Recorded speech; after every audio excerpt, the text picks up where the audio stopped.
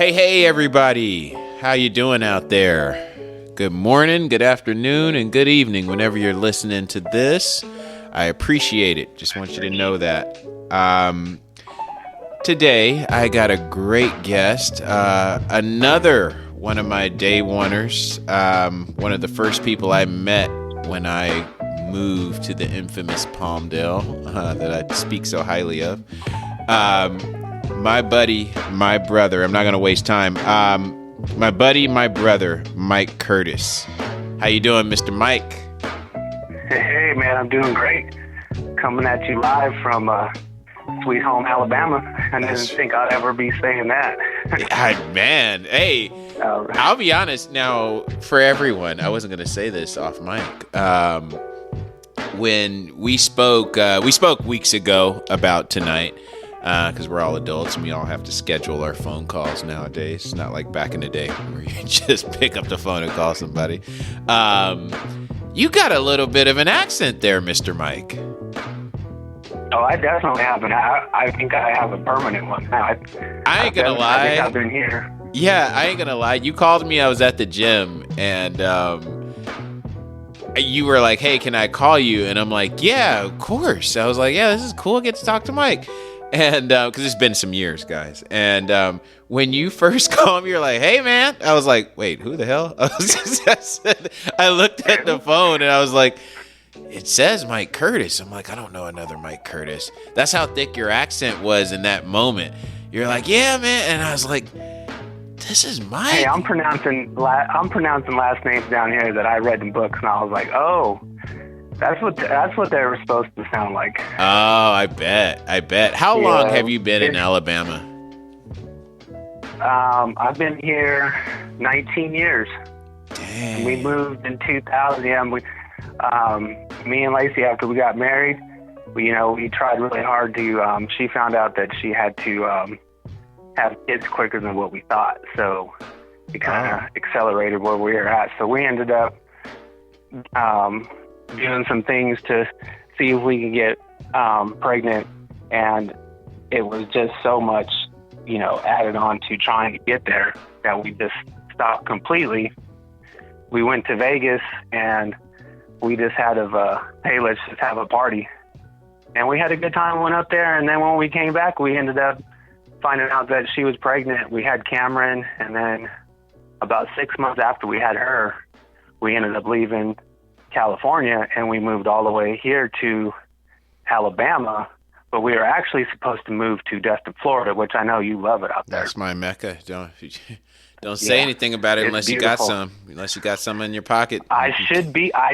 We should all be there. Is kind of where I'm saying, but life took over and things happen. Yeah.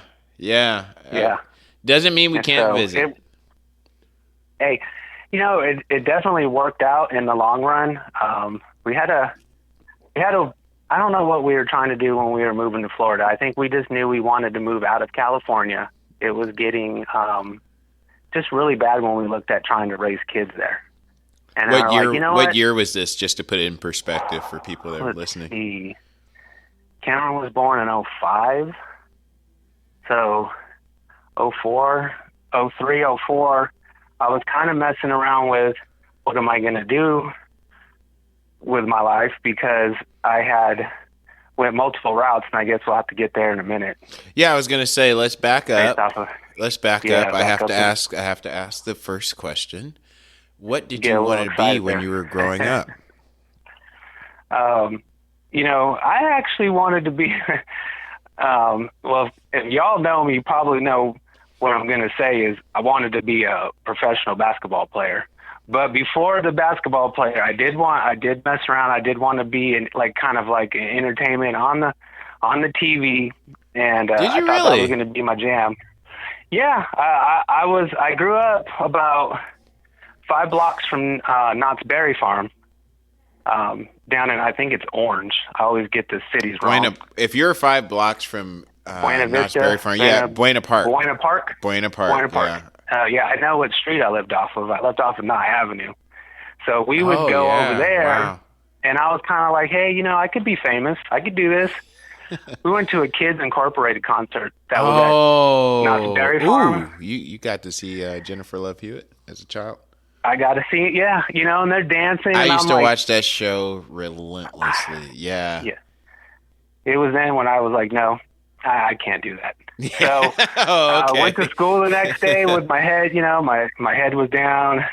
Went to school, and I seen this kid throwing hoops, and I was like, yo, man, what's going on? And he was like, you like the Lakers? And I was like, who the Lakers? And he just looked at me like, you're in California, you don't know who the Lakers are? And I was like, I was really into sports. At that time, I was kind of like, no. And he told me about the Lakers and then about Magic and all that, and then that was it. I was hooping, and then that's what I wanted to be. Yeah. Unfortunately, in LA, when we were in high school, yeah, it's not like now. There's so many things you can be into with like social media and entertainment and all these things.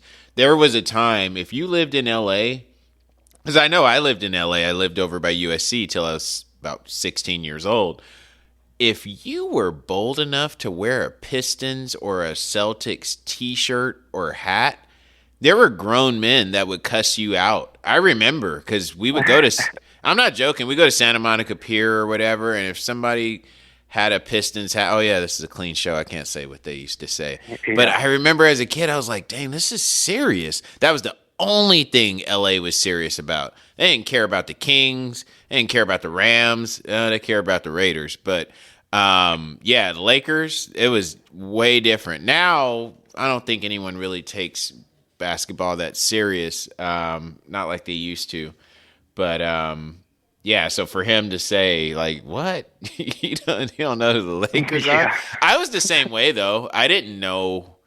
I wasn't into sports like that when I was like, how old were you? I mean, this was elementary, so it was fourth grade, somewhere around there. Yeah, so it was time to grow up around then, and so we did that. And I was doing pretty well with it. I was doing pretty good.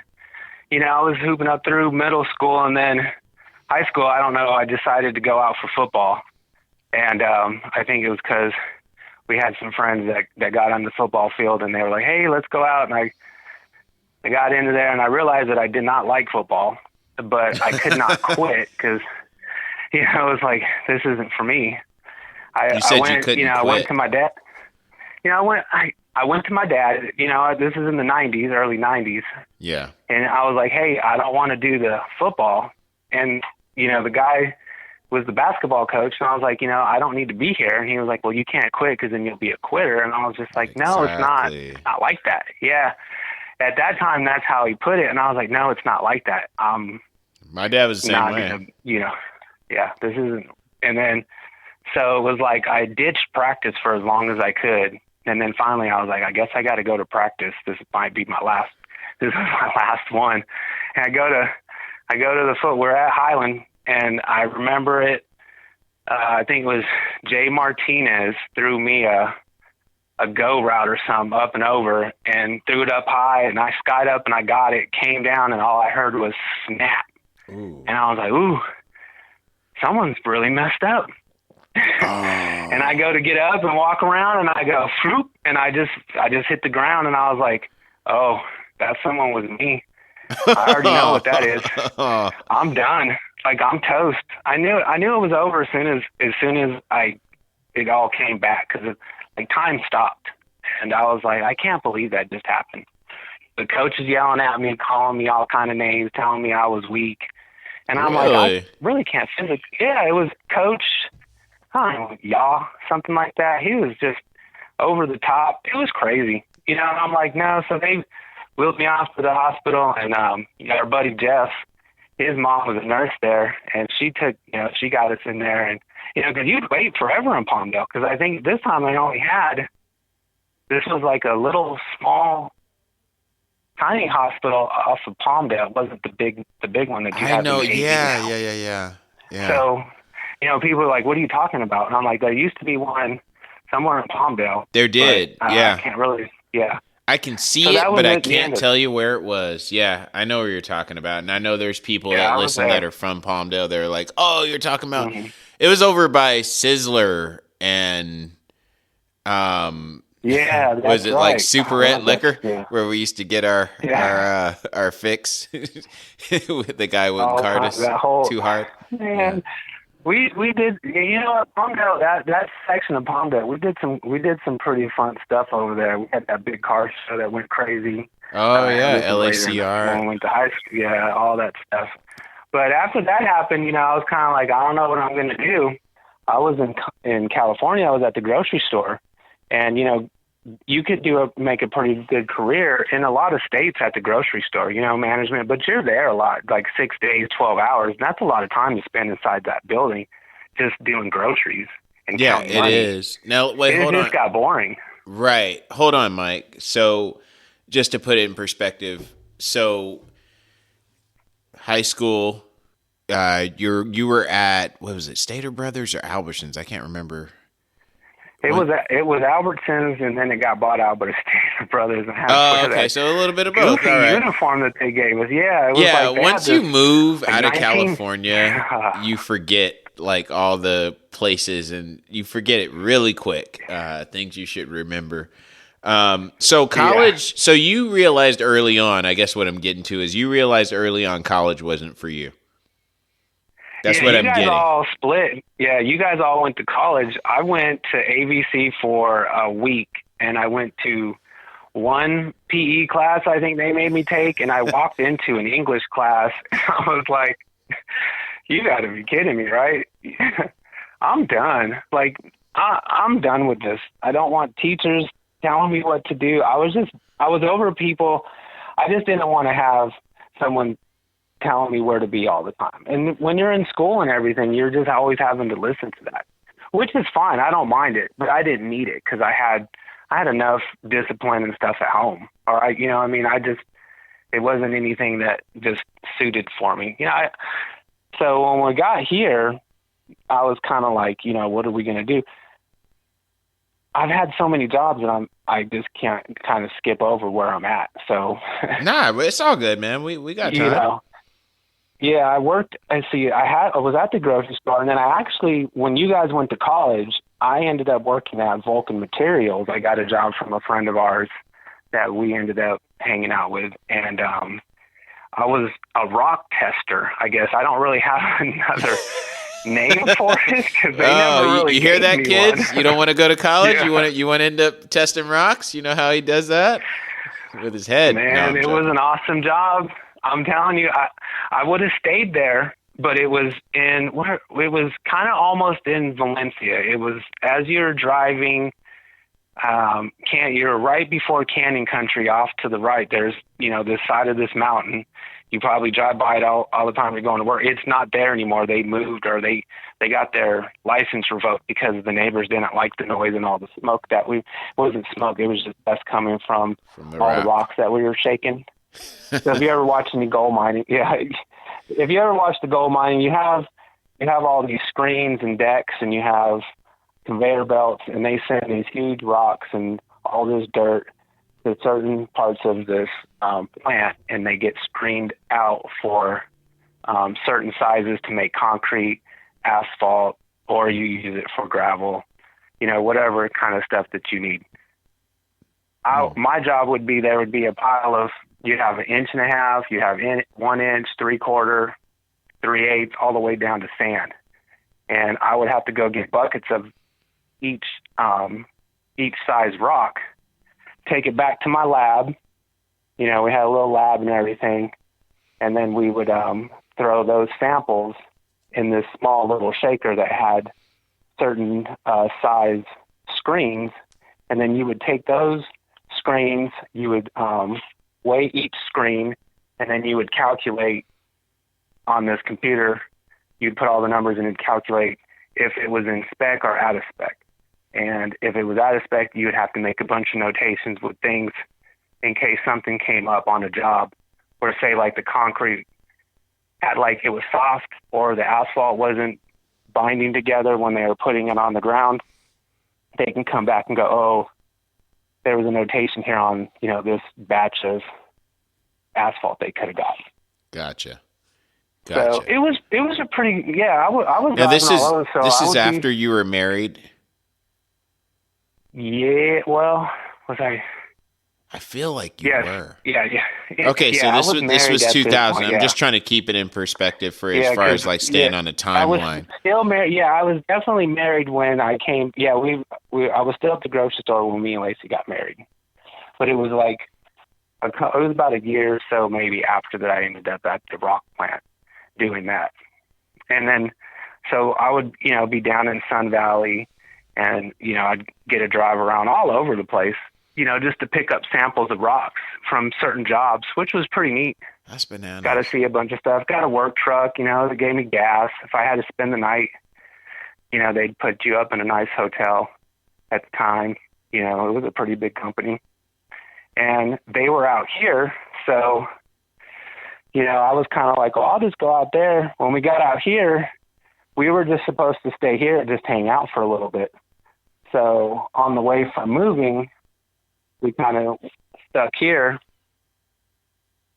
and we were just going to have a plan of, it's been crazy trying to, when we had Cameron, we're just going to enjoy her. So we came down to Dolphin Island, and her mom had came out here a couple of years before we got out here, and she had started up a company called Waterfront Homes and Condos, and she was doing property management with rental houses on Dolphin Island. And it's not dolphin like the swimming dolphin. It's dolphin like dolphine. It's a French name. Dauphin. Yeah. Right? Yeah. Yeah, the first French settler that came over to the, I think his name was Dauphine. When they got on the island, the first thing they seen were like hundreds of skeleton bones, the heads, all the stuff we're here from the Native American Indians. I can't remember what tribe it is, and I don't want to put anything out there because I kind of know the history. I don't want anybody to say, you got that wrong. It's all good. I'm going to try to get as close as I can, but you might have somebody kind of, hey, you got that wrong. Yeah, no, so, we're not that big time. It doesn't matter at this stage. Give me a couple of years, and we'll get there. Yeah, you catch up with it. Right. So you're in Alabama, so Dauphin Island. Yeah, we're hanging out. We're going to the beach every day. Cameron, we're just gotten her. We're just having a good time. And then all of a sudden, everyone's like, "Hey, you ever heard of a hurricane party?" And I was like, "A hurricane party?" I'm like, "What's that?" No. They're like, "Yeah, there's a huge hurricane that's coming." And I'm like, "Nah, I have no idea what you're talking about." They're like, "Yeah, it's really cool." It's really cool. They trust me, it's a thing. People love it. It's like, hey, hurricane party. Oh, you say, hey, that thing's going to be here in about a week. So, 3 days before, you're going to be losing power. That, all this, what's coming for you. So if it's super big, if the numbers, I would say anything over a 3, you're probably going to leave. But if it's like a 1 or a 2, you're more likely going to stay around and just wait for the power to go out. Then everybody's just hanging out and drinking beer on the island. Wow. And it's a good time party, as long as it's not too bad of a storm. So that's definitely not the storm that I got, because this one was Hurricane Katrina. So wait, you were out there for Hurricane Katrina? Yeah, you would have been. We got here. Yes, we got here, and I think it was just a few months after being here, that thing formed in the Gulf of Mexico, and it just kept getting bigger and bigger and bigger. And I was like, I don't know what to do with that. I mean, I know what to do in an earthquake. You just stand and you're just planning. You can see this thing getting bigger for a whole week, and you're just like, I don't know what we're going to do. We ended up coming off the island to her grandfather's house, who lives more in town. And I say in town because I'm out here in the country, I feel like, but we're in the city of Mobile. But if you're looking at us at the map and you're trying to find Dolphin Island, you go all the way you find Alabama, and you go all the way down. And when it ends, we're right down there on the very bottom of it, just kind of floating right there. So you take this big old bridge to get there. Mm. So you got to come into town to, we have a small little grocery store on the island, but most of that you want to come in and, get your groceries and all that. Unless you're coming in for a vacation, you just want to go get your stuff over there. Right. But then when I moved here, there's no light. There's a 3-way stop sign on the island, and that's at the main drag, and that's about what you're going to get as far as, as far as traffic-wise. It's real busy in the summer. So you and then we have. Oh, go ahead. Sorry. And then we have, a couple little restaurants. And when I got here, there was a pizza place, and he had pizza and snow cones. And then there was a seafood place where you can get steamed crab legs and, shrimp and fish from, right. Fresh from the Gulf. You can get that stuff cooked there. But there wasn't really much here when I got here. So trying to say, hey, I wanted to move here, that's why we're like, no, we're going to go to Destin, because that's where everybody's parked. That's where all the fun stuff is. It's beautiful out there. The water is amazing. I just like the whole vibe out there. Don't even get me started. And I'm not taking anything away from Dolphin Island or where I'm at now, because it's really beautiful down here. The water is not as blue. It's a little murky looking, I guess, for some reason. I don't know if that's because we have the Bay of Mobile right there. That's kind of all in the middle. So yeah, I don't understand that science-wise. Hilton Head's the same way. I love Hilton Head, and the water, it's not murky, but it's not the Destin water, that's for sure. No. Yeah. Destin water is beautiful, and it's the emerald green. Oh, I love it. So maybe one day we'll be there. I don't know. My son Dylan, he might be wanting to move over to Florida, so give me a reason to have to maybe get something going over there. Right. I don't know. So, but after Katrina hit, I was kind of left with, well, we can't move anymore, because it just, her mother's, that company there was nothing left. She didn't have any more properties. All the ones that she had did not make, they didn't survive. There was nothing really left. Yeah, the island there was, I don't know how many houses on the end of the west end of the island, but it was an eerie feeling coming out, because right before it hit, which I didn't know, people, they board their houses out. I didn't know that you, in a hurricane, would board your house, the windows and the doors. Yeah. Because, they got the trees and everything. Coming from California, I don't know any of this. So I was like, hey, we got to go. What? You didn't do this at your vacation home in Malibu? I mean, we all do. No, yeah. No. Right. No drill here, Yeah. They just, locked us in, put some wood, it was cut in, and they put it in the windows, and then we wrote it out. I think it was, about 24 hours, and then after it was done or so, you can hear the trees breaking in the back where he had lived, because they hadn't had built the neighborhood was still just wooded right there behind him, so you could just hear these trees snapping in the background. And I'm like, this is crazy. I moved out here to have a good time. Now everything's like, I don't even know what I'm going to look at when we get out. And so when we did, we drove down, and there was just nothing left on the island. And it was just completely changed. And I was like, I don't really know what we're going to do from here. So I guess our move to Florida just stopped, because trying to move after having all that happen, that was kind of like a move on top of a move on top. It was just financially, we couldn't get there now after that happened. Right. So we stayed, and then with that, the Mobile Fire Department put out a thing in everywhere that they were hiring, and that was very strange to me, because I would love to have been a fireman out in California, but the hiring process like this, you know, there's just no way you were becoming a fireman for me. I wasn't Yeah, getting hired. no, it was tough. It was tough. Yeah.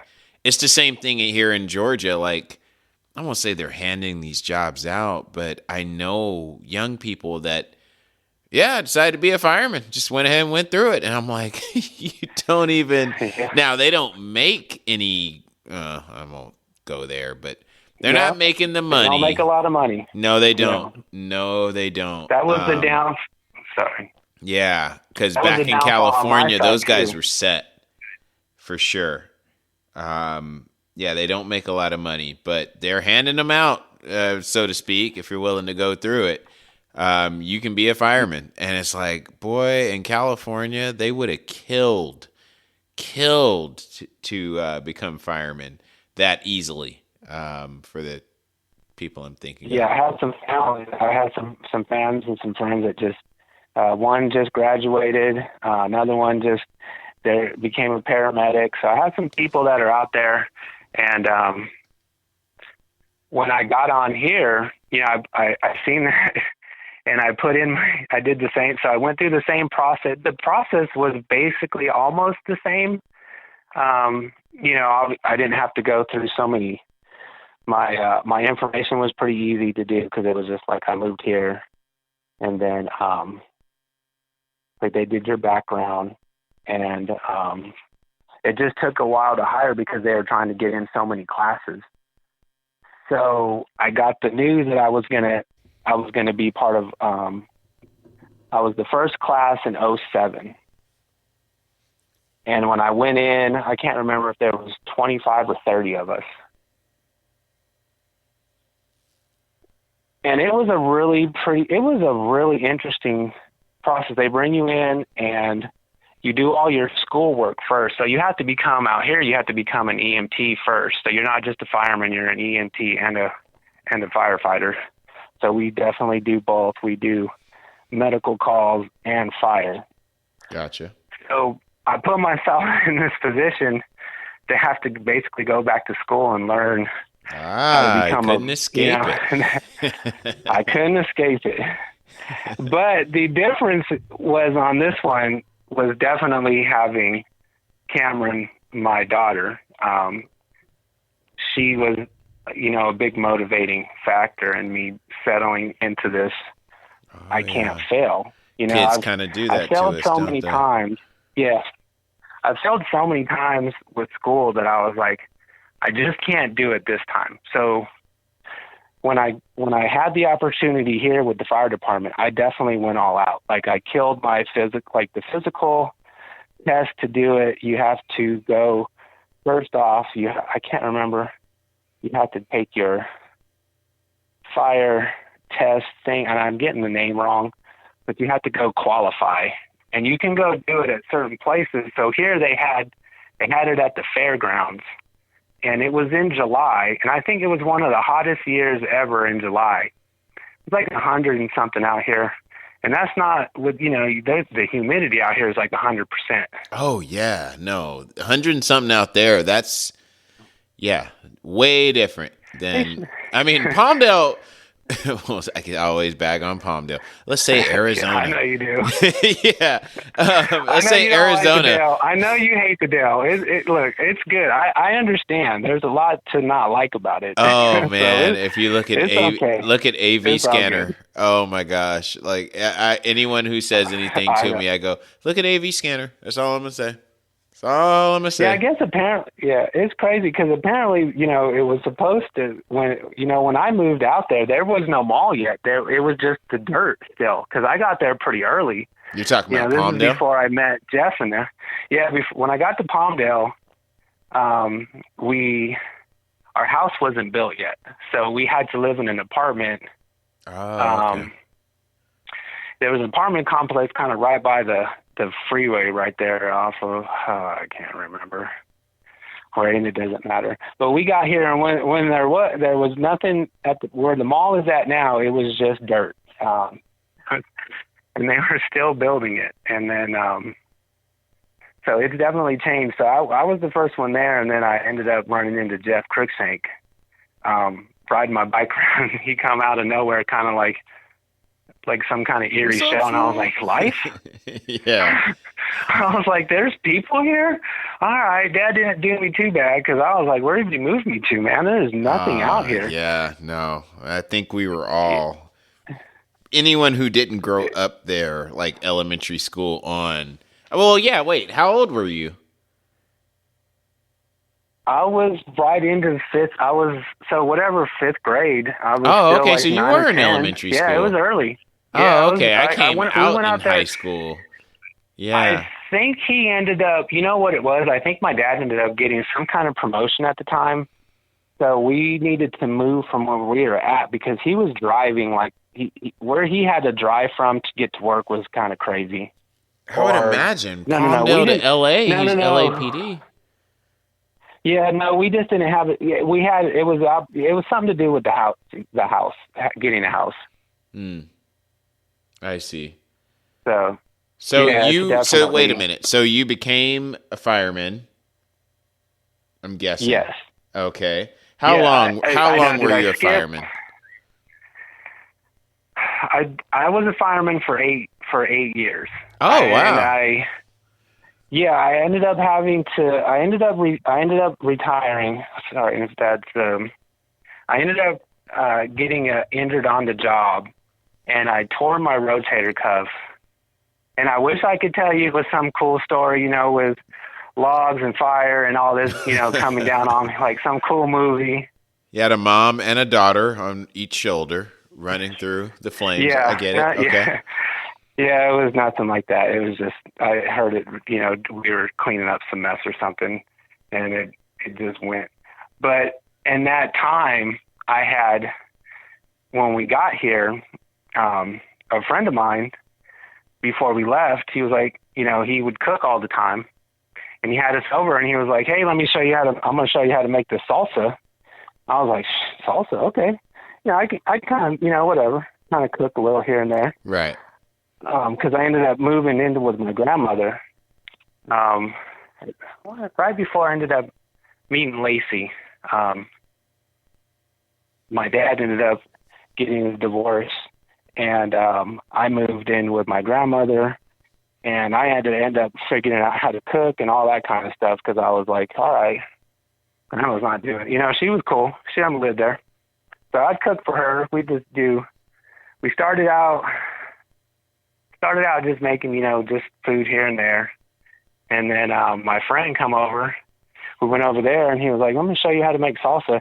He's like, now, this is a family secret. You can't tell anybody, you can't tell anybody how to make this. And I was like, all right, cool, perfect. I want to do it. Yeah, right. So he shows me. When we moved over, I was Lacey had me make salsa. We were making salsa, and she was like, hey, Mike, that salsa you make, it's amazing. She's like, it's Mardi Gras right now. I didn't know if she knew that because I know a lot of people don't know that, but Mardi Gras started here in Alabama, even though it's more famous in New Orleans. So we're getting ready to do this Mardi Gras party and parade on the island that they have because we have the first parade. We kick off Mardi Gras on the island. Yeah, and a lot of people don't know that. Yeah, I didn't know anything about it. I just seen a lot of people just on the streets hanging out, drinking beer, and I'm like, what is going on? She's like, it's just a big street party, and then we're gonna have a parade with some floats. They're gonna throw us some stuff, some beads, some cups. You pick it up, whatever. You have a good time. And I was like, I can get into that. So she was like, hey, why don't you make some of that salsa? I want to see if, because everyone at this point, when I'm making it, everyone's telling me it's really good. And I think at the time, the Food Network had just came out. Oh. So, food was kind of still. Yeah. We were getting out there. This has to be like 09-ish. Yeah, we're creeping back up because Cameron's 5, 6. Yeah, it's around 06. She was like Cameron's born in 05. Yeah, I think and we're all at the same. She's 20 now, so your daughter's 20. That's freaking. Yeah, she'll be in April on the 14th. She'll be 20. So I was telling my wife. I said, she goes, because I just did an episode right before this one, and Yeah, was doing home theater installation out here. Oh, you said home theater. I'm He showed me how curious. to get up and Oh, go ahead. Go ahead. Sorry. um. So I was like, yeah, sure, I'll try this out. I have no construction. I just looked at him like, I don't know how to do anything in construction, but I'll give it a try. I'm not gonna turn it down. So, luckily it was just getting into the top attics and just running wire, and then you were just drilling holes here and there. Right. Wasn't too bad, except, I don't know if too many people been in an attic in the South in the summertime. Right. Now, wait, is this miserable. after the fire department or? It's right before. It's Oh, right okay, before. okay.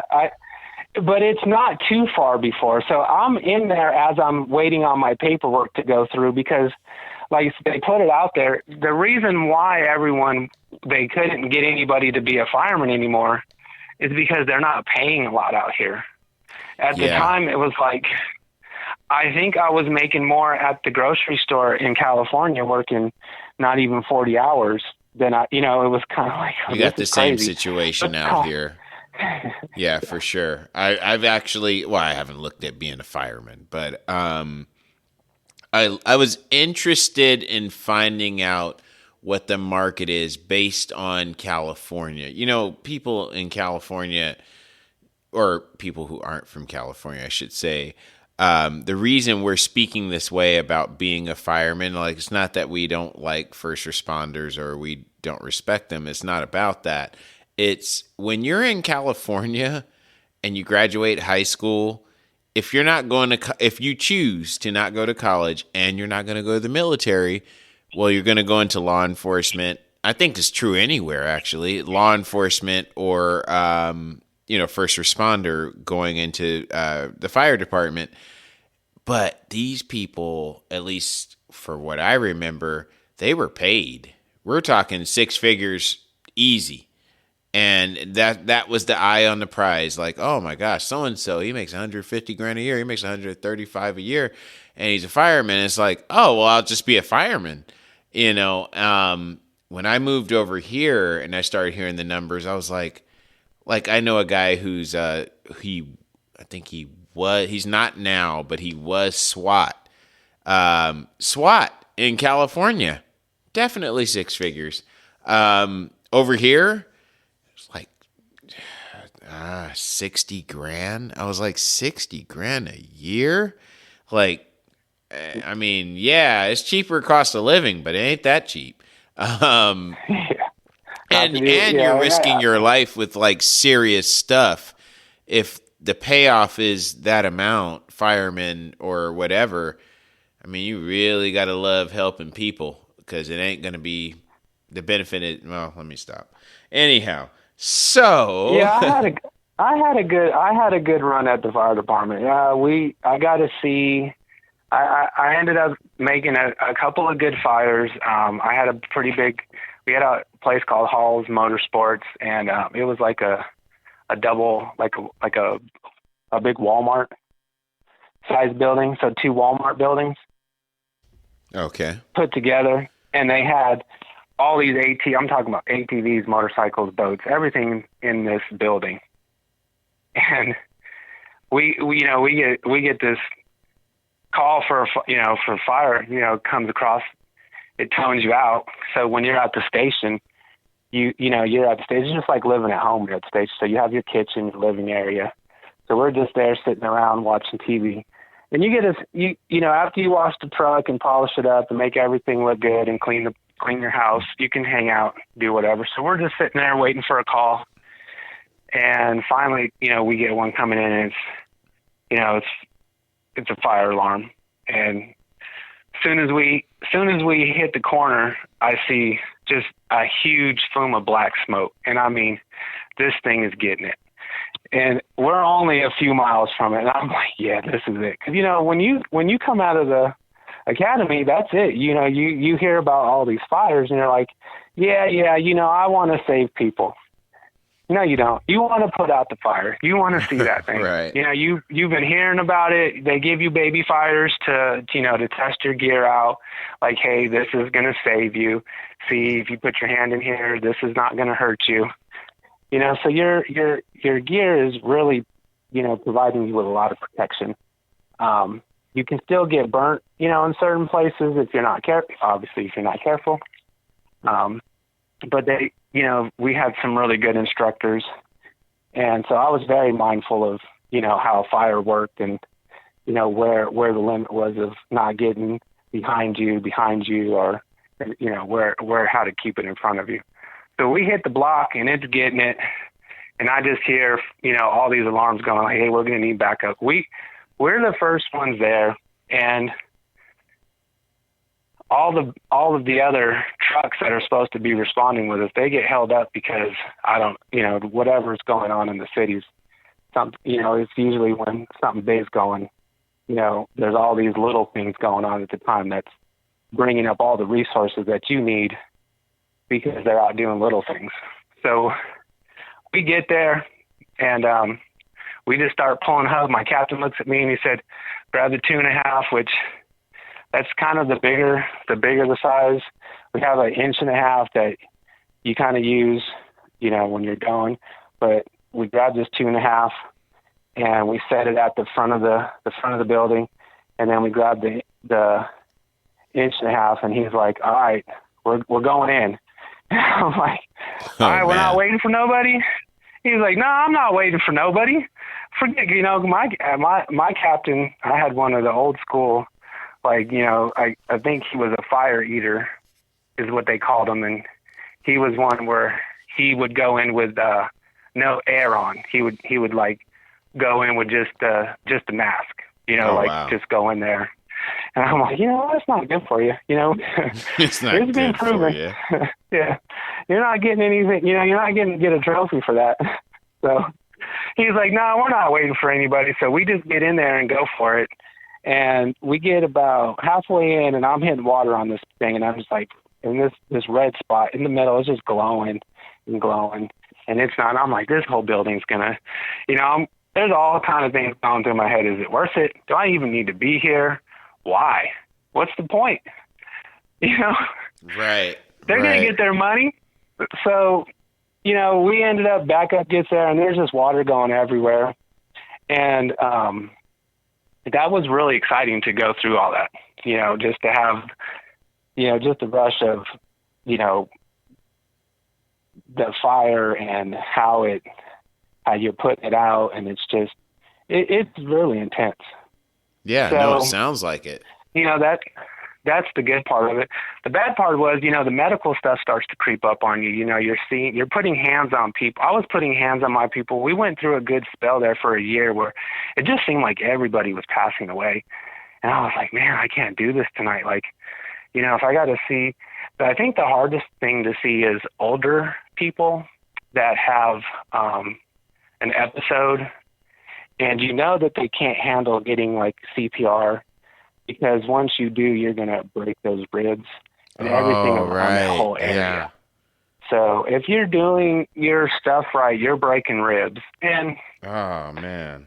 Yeah, it sounds nasty, but you're proud to do it when you're there because you know that you're saving somebody's life. Oh, man. So you're just like, the first time that I had to do it, it's just like how you hear someone crack their knuckles real deep.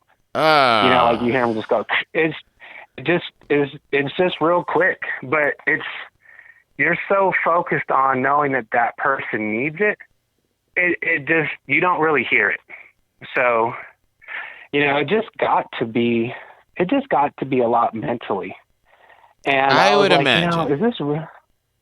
Is this really what I, you, and then you're around it. So you get to see, we make calls with the police department because, if something happens, we have to go and check. Whatever they call us to check on. So we run a lot with the police and all that. So you just see a lot of the bad stuff on a daily basis. I mean, I was 1 day on, 24 hours on, and 2 days off. And most people would have a second job, maybe cutting grass or something There's just a lot of grass to cut around here. Okay. There's a ton of grass. You want to make some money? Get you a lawnmower. You can come down here and get you a lawnmower and just start cutting grass. You'd be good to go. In about a year, you'd probably need to get you a truck or a couple of trucks if you can just keep doing good work. Wow. So, now let me ask totally you. different from California. Oh, yeah. We won't get started on that. Grass in California. Yeah, I know. Way different. Way different. Now let me ask you, because we've been on for a while. Yeah. So you had the salsa. We got spun a bit. You made the salsa, really good salsa. Now I know what you do now. Tell me, how did that start? I imagine you were going there, but we kind of got off track. With the salsa, you made the salsa. It was incredible salsa. Lacey said, "This is awesome salsa." From there on, how did you make it to where you are now? I'm trying not to give it away and just say what you guys do now, and just for the record, I give you guys so much advertisement all the time. I go, oh, no, my buddy down in Dauphin Island. No, my buddy's down there. You got to go there. I was just telling a friend at church last Sunday. I was like, oh yeah, no, that's where you got to go. Yeah, but anyhow. Man, I appreciate it. I hope, send them my way because we definitely need them. I always do. We now have a place called Miguel's Beach in Baja and Foxy's Waffle Bar and Sugar Bins, which we do a take on a Mexican. I guess I want to say Mexican food, but it's not really Mexican food. But it's just everything that I grew up eating out in California. So when I moved here, there was no Mexican food, really. It was absolutely horrible. Yeah, I know. And that's what started the salsa. So we went out, the Mexican food restaurant here, and I was like, this is what I've got to eat? I know. I'm in trouble, Lace. It's the same here in Georgia. Yeah. Well, everything else is like gumbo, so I'm not used to Mobile type food. What's the restaurants that are here? It's more southern. I'm like my body's like, no. My stomach's like, no, that's not good. I don't like that. Right. So I tweak the salsa. Okay, I don't use my man's recipe at all because I'm not this guy. I got a lot of respect for this dude. You know, he's a awesome fireman, paramedic in LA. So his recipe is, I don't even know if I remember it anymore because I totally went opposite of his and just started making it. And that's how we became friends with some of our friends. I started making salsa for people and they're like, hey, you need to sell this. And I was like, really? And they're like, yes. So I started making a couple of batches. I learned how to can it because I didn't know how to do any of this. So I get on, I think at the time, YouTube, because I don't think it was the Food Network for the canning. No, it'd be YouTube, for the more practical. Yeah, it would have been YouTube stuff. Because with the salsa, there's with the acidity and all that, you had to do all that. So I learned how to, I jar all this salsa up and start selling it, and people are buying it, and I'm like, what? This is crazy. So I don't think anything of it. And then finally one day I was like, I'm at the fire department, and I'm just like, I'm kind of feeling like this isn't where I need to be. You know, this is fun and all. I got into it, but I'm kind of over it now. I need to find something else to do. I'm just not happy here. And lunch trucks were starting to be, they're growing in popularity. I'm looking around and I'm like, wait a minute, there's no lunch trucks here. There's absolutely zero of anything out here. I think I see an opportunity. I just don't know how to convince everybody to let me go buy a lunch truck. Hey, so I go and I'm like, Lace, I think I want to get a lunch truck. And she's kind of looking at me and she said, all right, let's figure it out. I mean, So we get on and we try to, I'm in Mobile, Alabama. So trying to find a lunch truck in Mobile, Alabama, it was probably one of the hardest things to do. There's just absolutely nothing here. The closest place I found was in Louisiana. And I'm like, I'm looking at the pictures of this thing and I'm like, I don't think that's what I need, but that's the only thing that's popping up. So me and my father-in-law, we drive out to, not New Orleans now. We go the opposite way in New Orleans, and we start going up. Now, I've been to New Orleans, and we're going up, and I'm like, this is getting scary. I don't know anything out here. So we pull up, and I see this busted old lunch truck. And we go out, and the guy was like, hey, this thing's like, I don't know what year it was, but it was already retired and old. It needed a lot of work, but it cranked. And he was like, hey, I'm a truck driver. I'll drop it off at your house in Alabama. I got to go there next week anyway. And I was like, you know what? Sold. So I gave him the money. I don't know how much it was at the time, but he dropped it off the next week. And my father-in-law, Binkat, he was the head flight mechanic for the F-16. So he knew a lot how to fix stuff. Yeah. So if it wasn't for him, I never would have got the thing running. He was my lifeline of getting things going. And it was awesome to be able to have that time spent building that thing and getting it running.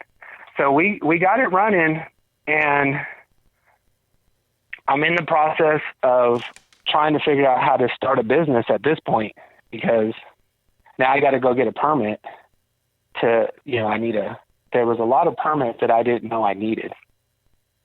So, and then there was no like, hey, this person's already been this route. This is what you need. It was me. I actually, I missed being the first lunch truck by, I think, 4 months. So I came out, and the name of it was the Cruisin' Taco. And it was a cool looking lunch truck. It was all black with red rims, and the logo on it was like a California style. It had the stacks coming out the side. It was it looked like a race lunch truck. It was really cool design. And we missed being the first Mexican food truck by like 4 months, but we had such a good following that, I'd be going out and doing it on my 2 days off that I had from the fire department, that we started to get so popular. I was turning down a lot of jobs because I just couldn't get there. I see. With being a dad and having the kids, I kind of needed to stay with the fire department to get the benefits for the insurance. Right. And then, right. So that makes things the tough. insurance was, so I ended up calling the lunch truck and just saying, I'm just going to go this route and just, stay the safe route and just stay with the fire department. And then I ended up getting hurt. And that's where I ended up getting hurt and tearing my shoulder up. Oh, okay. I gotcha. Yeah, I got it repaired, and I came back, and I rehabbed it. I got when I came in to the rehab, I was beast mode. Like, I was like, hey, I know what I need to get back in shape with. So, I was lifting, and 'cause you need to be able to, pull the door open on a car that after someone's gotten in a wreck. There's certain physical attributes that you need, because people are counting on you to get them out of a situation that they're not supposed to be in. Right. So I come back, and then we get another fire call. I'm on the side, and I'm like, my whole arm is just not working. And I'm like, I think I'm done. You know what I mean? Like, I think this isn't where I need to be anymore. But I didn't have a lunch truck anymore. So somebody on the island was like, hey, I want to go in with you and open up this restaurant. And I was like, okay, why not? I got nothing else going on. And we were going to open up a restaurant. It's now one of the bigger restaurants on the island. And that's kind of what I thought I was going to get myself into, which means that too. So we're starting a business, me and Lacey, with this guy on the island. And he's saying, hey, because at that point he had the financials and I just had I had what everybody wanted. I had the food and he had the money. Right. So I go in with him and we're like, all right, this is what we're going to do. And then halfway into it, he shows up with his wife that he didn't tell us that he had. And it was like, she's coming in and she's like, yo, who is this? And we were like, who's that? And he was like, I'd like you to meet my wife. And then it obviously blew up from there. Yeah, it sounds like it. So in a mad rush, I'm looking at myself and I'm like, oh, I don't have a job now. I have nothing. Oh what am I going to do? I'm like, what am I going to do? At this point, this guy is totally just, he did me wrong out of nowhere, because I don't even know how I missed that. So anyway, I'm scrambling around and there's a lady on the island who she is from California. You know what? Because I don't know who's going to listen to this. She's awesome. She's from California and she's got a lot of connections. And she came and she opened up a business on the island where she sold souvenirs, T-shirts and things like that. Okay. She had a lot. She had two buildings on the island. She had the one building where you can buy her stuff, and then she had another building that looked like a garage kind of, and her son was using it, and he turned it into like a coffee house that he did for a while. He did quite a few things. He actually filmed a movie and some other things. So he left to go film a movie, and it left his stuff empty. And I guess it was just good timing. Someone was like, "Hey, you need to go talk to this lady down that owns this the place is called the Treasure Trove, and it's actually a really neat building. It's the oldest church that was built on the island, and then she had it converted into their store. So it's got some pretty cool history in there. But she had the back building in the back. And I went to talk to her, and she said, yeah, it's absolutely available for you. It was kind of like, my jaw kind of hit the floor, like a Tom and Jerry commercial. I would imagine, yeah. Because I've heard stories about this lady, and she just was like kind of painted as being like ruthless. This not going to happen. There's no way she's going to help you out. And I don't know if she, I don't know what reason it was, but it worked out, and she let us rent that building. And she said, yeah, I'll let you rent that building and turn it into a restaurant.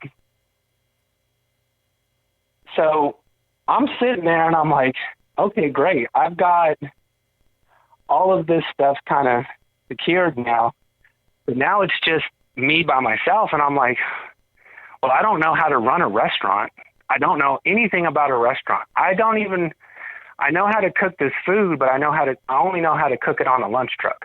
You know what I mean? Like I hadn't even been I was in the back of the kitchen for I worked at Red Lobster for like a week, and then I quit. When she got me a job with somebody that she knew, and I think I worked for like 3 days, and I hate to admit this, but I ended up just walking out. And that's the only time I've ever done it, but I couldn't do it. I had that job, and I just ended up walking out the door one day. I was like, I'm not doing this. I mean, I know how that sounds now, but it was all right. I was in high school. It was no big deal. Right. So when I'm sitting there, the only person that I know is Jeff.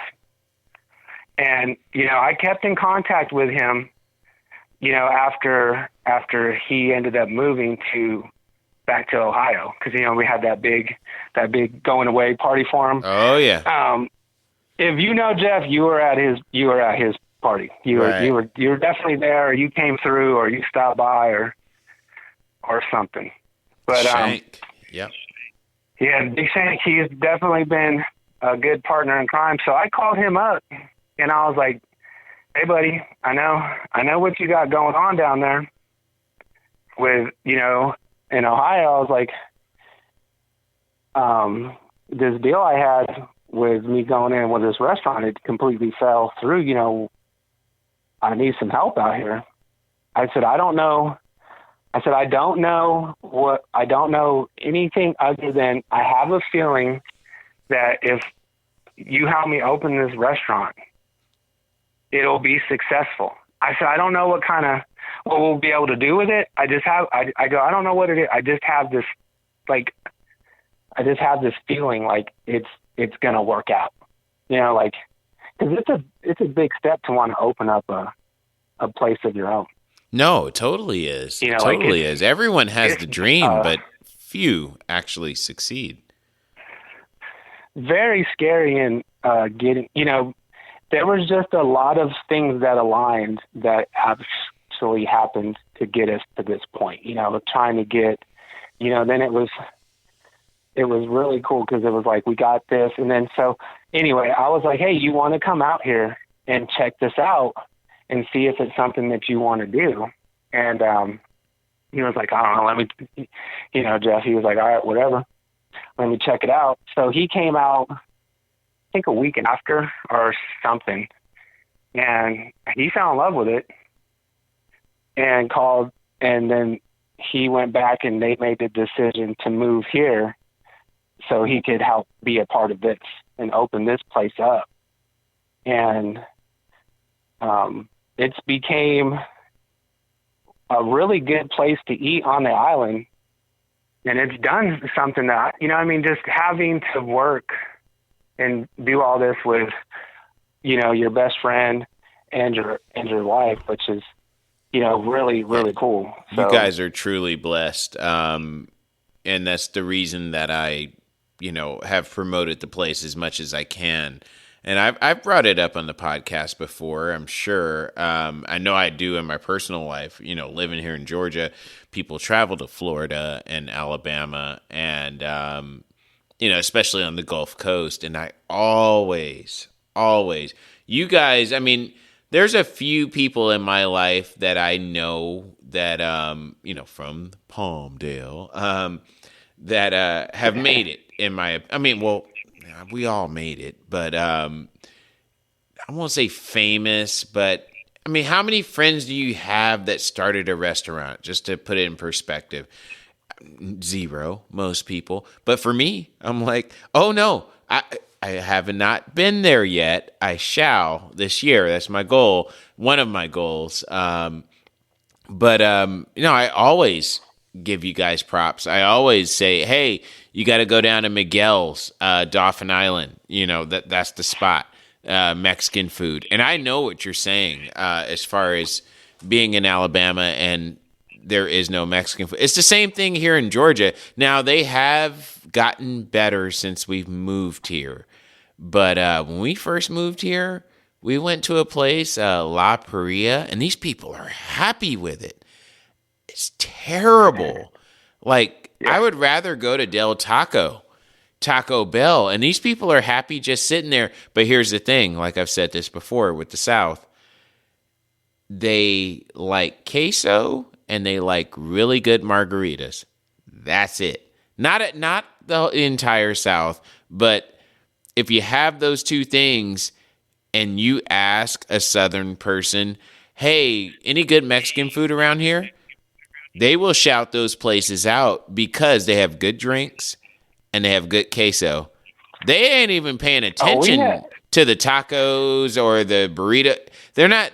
You couldn't even ask them. You go, well, what do you order? They have good queso. And I'm like, well, no, I'm not talking about dip. I'm talking about actual food.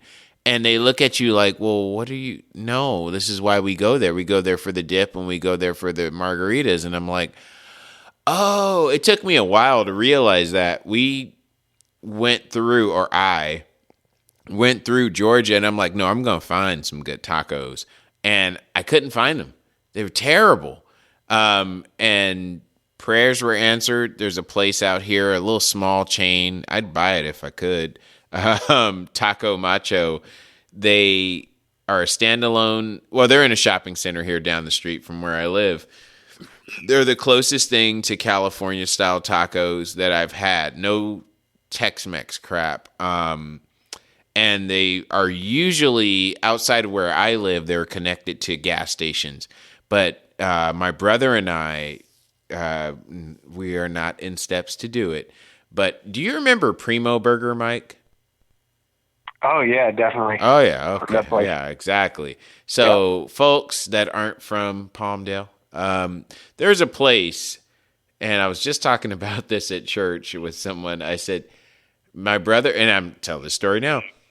My brother and I were saying the other day, we were like, if you really want to make some money, there's still opportunity out here in this world. And I know in the South, especially here in Georgia, at least where I live, breakfast burritos. And I ain't talking about what most people think. Primo Burger in Palmdale, California, hands down the best breakfast burrito. And you go, well, what eggs, hash browns, whatever.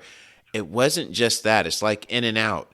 There's a million burger places. They all got a meat, cheese, lettuce, tomato, pickle, whatever. It's the way it's constructed. At a simple place like Primo Burger, boy, this burrito make you slap your mama. And I was telling someone at church, I said, me and my brother have talked, and it'd be really cool if we started a food truck and just pulled up at the farmers markets. And that's all we did. Now we'd have to have queso because it's the South. They love it. But, different style burritos. But the item would be that California style breakfast burrito. And I had a good 15 people at church that were like, yeah, wow. And I knew right away, I was like, dang it. If I had some extra capital right now, that'd be a good, and time. That'd be a great idea. Saturday mornings just to pull up. I don't even know if it'd be worth it to do it one day a week. I mean, because it's a breakfast thing. But yeah, I've seen your food pics, and I'm gonna tell you right now, I'm absolutely on board. I think right. I think you guys. Yeah, no, I think you and Kelly. It's been a long time since I haven't seen Kelly in forever. I haven't seen him in a minute. Dude.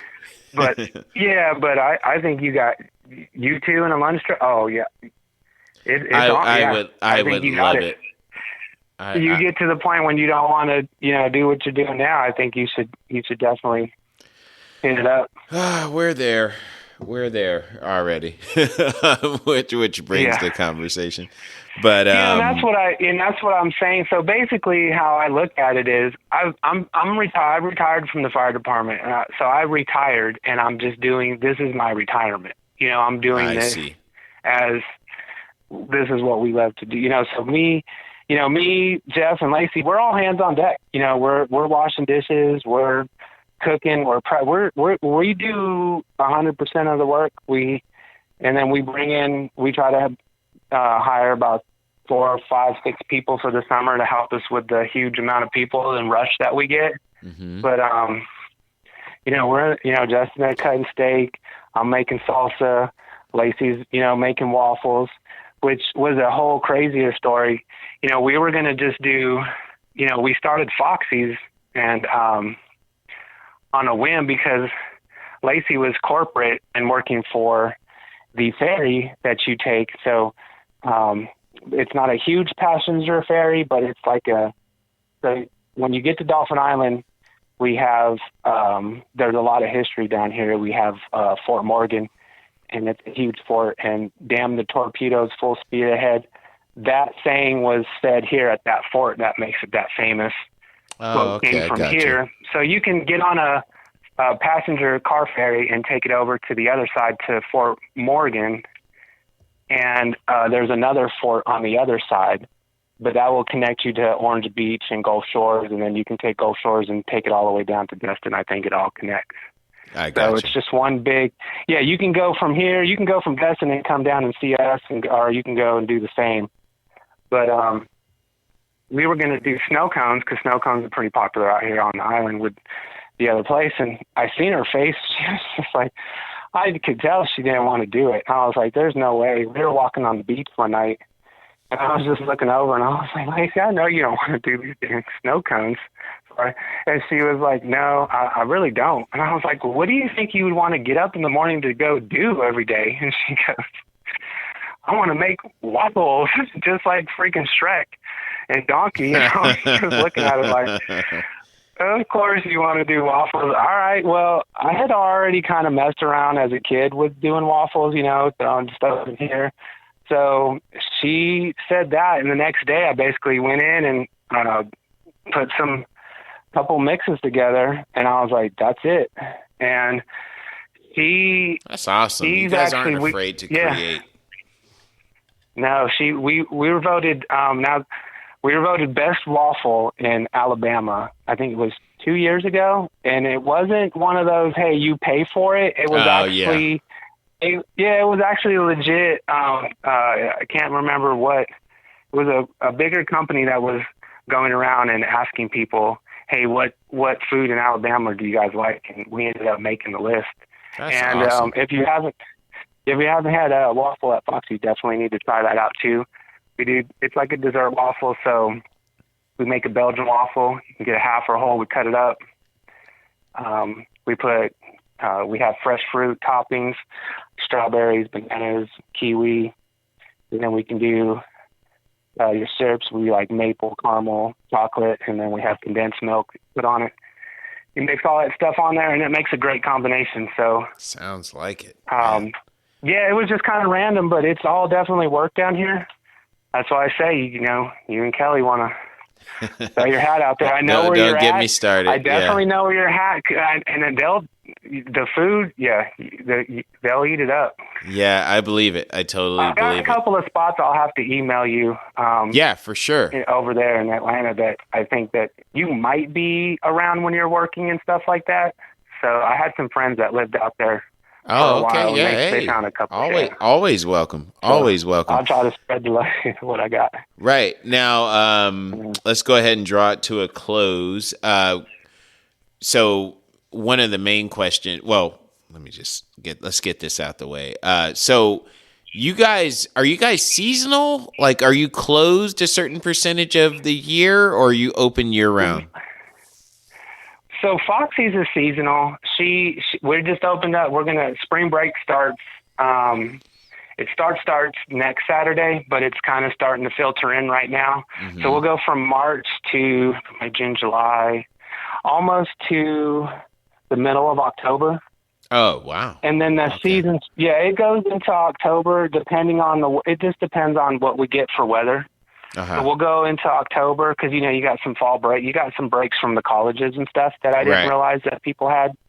So we have a lot of people down from Wisconsin, Illinois.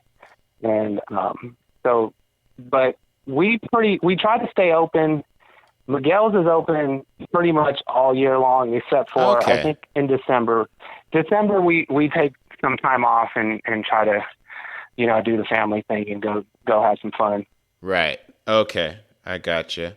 Try to get out and do stuff. But right now it's just been, let's see, Cameron's been heavy into school. Super proud of her. Dylan, my son, he's heavy into basketball right now. Season just stopped, so he played amazing. I don't know if anybody follows me on Instagram. I was putting his clips out there. Had a couple people kind of talk to him about, maybe playing at the college level, but nothing ever really happened that I know of so far. No one ever really contacted him. We had a couple people say he might be looking at him, but anybody's looking for a small forward out here in the South for college, how tall is he's he? definitely, yeah. He's just as tall. He's my height, so I think, what am I, I'm 6'1", 6'1.5".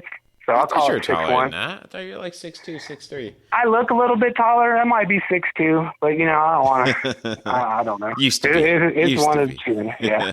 I'm getting older now. I'm shrinking. Yeah, we all are. Trust me, shrinking. I know.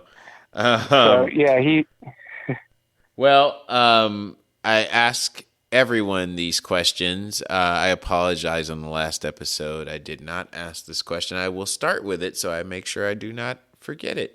Have you ever had a job, and I believe you did, not that you mentioned it yet, but have you ever had a job so bad, Mike, that you forgot you were getting paid to do it? Yeah, you mean like a horrible job? Yeah, a terrible job, not a great one. Yeah, this is so terrible. I guess, Yeah, that is you're the first person to make me think this. It is a double-sided answer. It's possible. You can forget you're getting paid to do something because it's so awesome and so great. Yeah. Being an NBA basketball player, I would imagine. Right. But no, we're talking from the other side of the spectrum. Terrible. Yeah, from the other side, I 100%. And I'm okay with it. But while I was, in the process of, waiting for that call from the city, I ended up working for an asphalt company out here. And I was the guy that when you drive by and traffic is stopped because they're paving the road, that was me. I was holding the stop sign. And let me tell you, it wasn't fun. It was 100% not. Now that's not what was told to me when they asked me to get the job. The guy was like, "Hey, I can get you your own. I'm gonna get you your own work truck. You'll be able to take it home with you, and you do this and that, and you tell these guys what to do." I got there, and they looked at me, and the guy was like, "That I don't know what he's talking about, but that's my truck." Oh no! And no one drives it except for me. And no, you're gonna hold that sign right there, and that's it. Oh wow! So I did that for 2 days, and it got old real fast. And then I was like, but I say 2 days, but it was a little bit like I said. I got that call from the city, and then that was finally. I was like, okay, good. I can get out of here and stop all this. Yeah. So I was only there, like you said, to get a paycheck. And if the guy didn't trick me into telling me I was going to have my own truck, I wouldn't have been there. I hear you.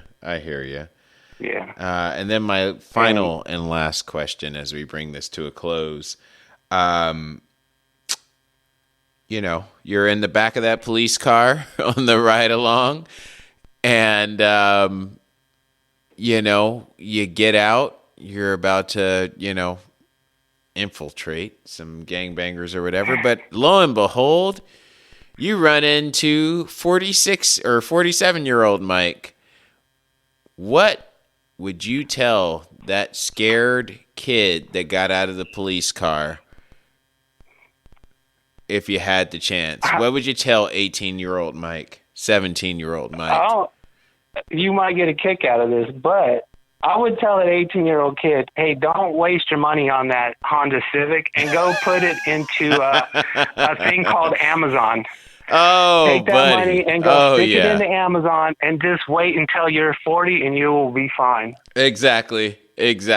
Oh my gosh. You guys, I didn't know what it was. I could have done the same moves. I won't say you, but I know, well, I won't bring up their names, but certain people took out student loans and things, whatever it took to finance those cars. And I just had a feeling. I was like, this doesn't seem like the move. I don't know what it is, but it's good now, but we can't benefit from this like later on. Like I didn't know what it was, but I knew there was a lot of thousands of dollars. I just knew for myself. I was like, at 19, 20, 21, like thousands of dollars on these old cars. Like I had a Honda Civic, my little 96 Honda, 96, 97, 97. Yeah. Yeah, I just the green one. Yeah, the green one. Yeah, Mean Green. That was the nickname for my stock Honda Civic. You guys are definitely, I mean, sounds so cheesy and corny, but I believe, at least from what I've seen, he said you'll take it. You guys are like soulmates. Like from the time you guys, and I know we all, like you guys have been together over 20 years. I've been with my wife over 20 years. We've all had our ups and downs, but you guys definitely seem like you, from jump, like you guys were set on a course. As soon as you guys got together, and I remember being at that wedding in Vegas, still hands down one of my favorite times in Vegas, ever. Year 2000, I'll never forget it. It seemed like you guys, I remember hearing that you guys were moving to Alabama, and I was like, everybody, can you believe they're moving to Alabama? I was like, no, I totally get it. I totally get it. Like you guys are one. Like again, I'm trying not to sound cheesy, but I see it. We're definitely, we are one. Yeah, we are one. She is, yes, she is 100%. When I ran into her, it just clicked, and I was like, that's it. I remember we were at a party. She walked by. I seen her for 5 minutes, and I was like, huh. I'm gonna marry her. I think you said more than huh. Internally, anyway. I know the rules. I know your rules. Like, it's been really hard for me to not say anything. Oh, whoa! I guess we know what you said. Yeah. No, it was the same way. It's been a great ride. Yeah, she has definitely had my back on a lot of stuff, and I definitely want to be here without it. So yeah. I appreciate it. Yeah, it was a great wedding. It was a great time. Golly, we were all kids, man. Like when you look back on it. Before we wrap up, I would say, do you know how weird it is to live in Mobile, Alabama? Because when we went to school, I went to school with two people. One, I know you remember Don Moore. Oh yeah. Oh, Don. He was from Mobile, and now I live in Mobile because he used to talk about Mobile, and then I ended up, and then Trey. Tuscaloosa. He's big time in the barbecue. So one of his restaurants, from his family is here in Mobile also. Yeah, his grandfather. Yeah. Yeah, real cool stuff. Yeah. No, that is true. I forgot Don was from Alabama. That's right. He used to have on his backpack. He had it written on his backpack in high school. I remember that. Yeah, that's right. I get it now. Yeah, it's kind of weird how I was just telling my wife because last episode we had a bit of a weird coincidence with my guest, my buddy John Ray. His best friend. Yeah. His best friend from Palmdale. I guess he's lived in Palmdale since elementary school. His best friend since the 4th grade lived next door to my wife the entire time. I mean, there's no tie of me meeting him because I was in LA. Right. But just it's interesting how, like I was telling her just earlier, I said, just all the connections that he was telling me with that, I said, I really believe that when we die, like there's going to be, should you make it to heaven, there's going to be at least 2 or 3 days where you're just going, oh, okay, now I get it. I said, hands down, I said, what is that? He's best friends with a guy that, lived next door to your mom, and your mom is really good, almost best friends with that guy's mom, a guy named Bucky, who went to Palmdale High. It's just, it's a trip, man. It's a trip. And like you talk about Alabama with Don and Trey, and then me and you, I remember, I think it was like junior year, you just left school the day of our birthday. I was running. from Jason Carr and a bunch of other people. Ladero Hollingsworth. I know nobody's heard that name in a long time. Neither have I. Because they were trying to kick our butts. I almost cussed just now. They were trying to kick our butts because, it's your birthday? You got whatever, 16, 17 birthday licks and just kicking our butts. That's when I realized, like, wait, you got the same birthday as me. I remember you were like, I'm leaving. I'm going home. I was like, really? Yeah. In the middle of the day, you were like, yeah. Oh, that's a great idea, but I don't have a car, so I guess I'm staying here and hiding. But, yeah, no, people come into your life and spouses as well. And unless you're marrying someone for the wrong reasons, I really believe that these people were chosen for you. I know that sounds a little radical, a little cuckoo, but I don't know. I've heard more for it or seen more for that theory than I have against it. And I know you and Lacey are definitely an example of that for sure. Geez. And the kids, everything, that's awesome, man. I'm really proud of you. And Jeff, for that matter. Hopefully I get to have Jeff, Mr. Shank, on the podcast. Yeah, I definitely soon. wasn't gonna. Yeah, I'm gonna let him have his own moment when he wants to step up to the mic and have a talk with you. Oh yeah, no, of course. Yeah. I mean, anyone who's spent 10 years dancing at Chippendales, I mean, I got to hear Jeff's story. I'm joking, yeah, it's been guys. 10 years trying to hang out with me, trying to keep me straight. Right. Anyhow, all right, Mike. Well, we're going to go ahead and let you go.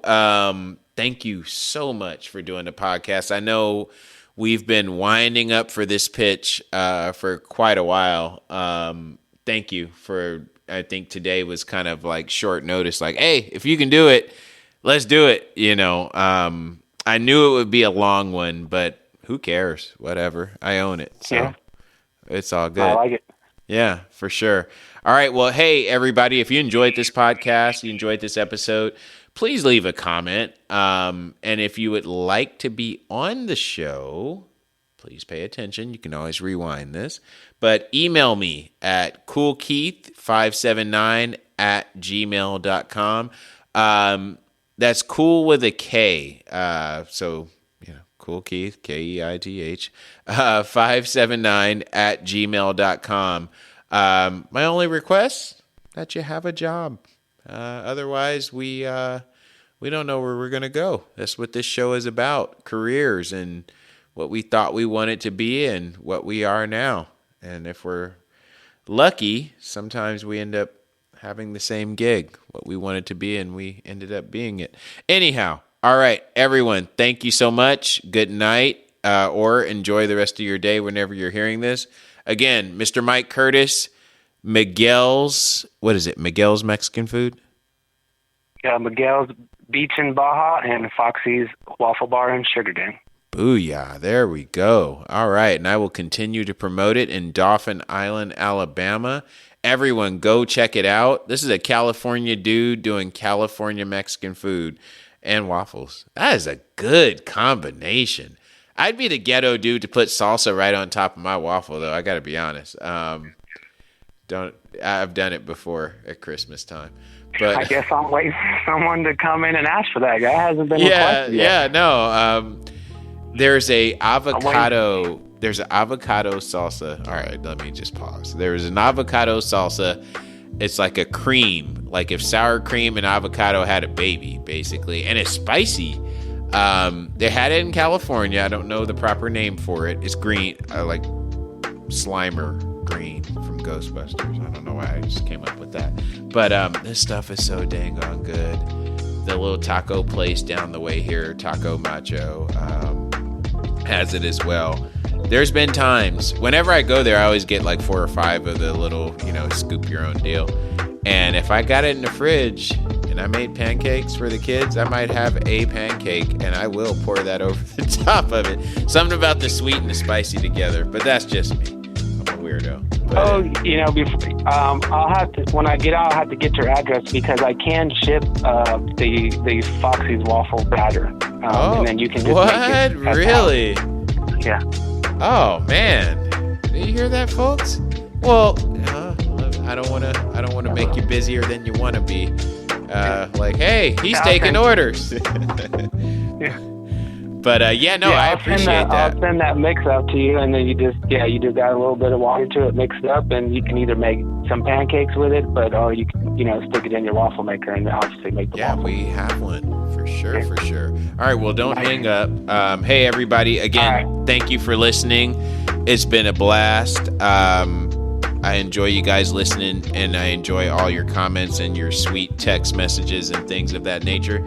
Keep them coming. And again, if you want to be on the show, no problem. Just email me, and we'll get you scheduled in, and we'll be ready to rock.